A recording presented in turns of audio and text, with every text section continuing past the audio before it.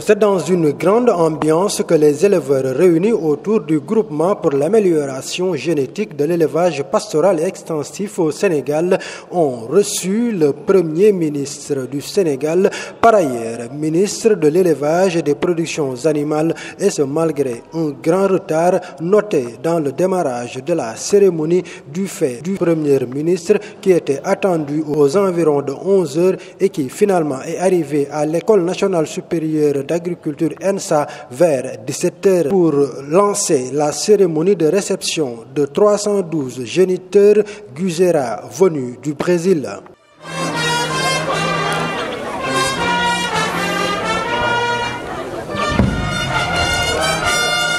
Pour le président du groupement, l'honorable Aaron Galoba, cette opération est subventionnée à hauteur de 50% par l'État du Sénégal et ainsi va révolutionner le secteur de l'élevage. Monsieur le Premier ministre, l'importation des génisses de race Guzera a pour objectif d'améliorer la race locale en vue d'augmentation de la production de la viande au Sénégal. Et comme vous le savez, Monsieur le Premier ministre, cet objectif cadre bien avec la politique de souveraineté alimentaire initiée par le chef de l'État Macky Sall. Avec ce groupement, le JAPES dont vous apporte sa contribution à l'autosuffisance en viande et partant de cela, la souveraineté alimentaire. Et ainsi, Monsieur le Premier ministre, les acteurs de l'élevage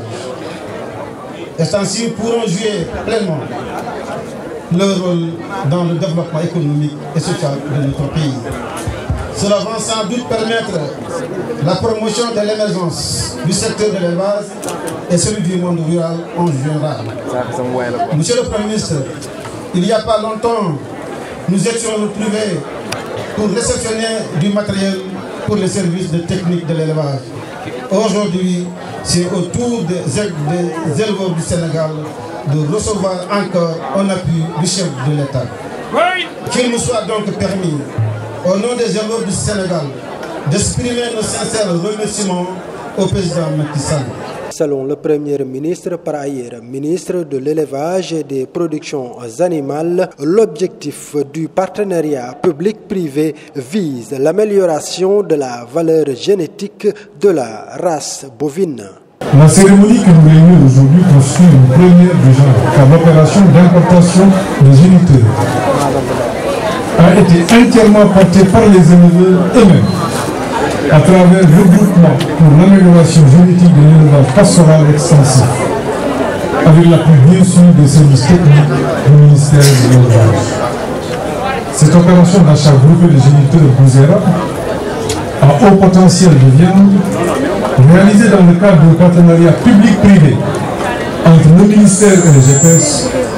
vient répondre à une forte demande des éleveurs du système extensif, soucieux d'améliorer la valeur génétique de leurs troupeaux. Comme vous le voyez, cette décision de nouer un partenariat avec les acteurs de la chaîne de valeur bétail et viande traduit la volonté des pouvoirs publics d'établir des relations de confiance solides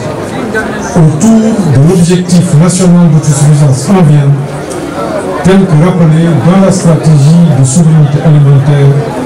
qui vient d'être élaborée. Ainsi, les activités destinées à augmenter significativement la production de viande figureront en bonne place